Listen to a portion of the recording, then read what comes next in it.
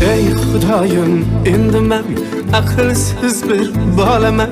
Sen hidoyat qilmasang qayerlarda qolaman. Ey Xudoyim, endi men aqlsiz bir bolaman. Sen hidoyat qilmasang qayerlarda qolaman. Ahvol chatoq, ish chatoq, qalb ham qorayib ketgan.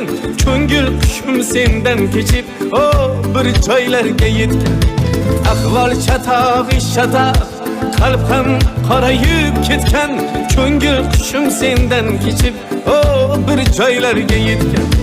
Dardim faqat mol dunyo, qo'shiqlarim yolg'on.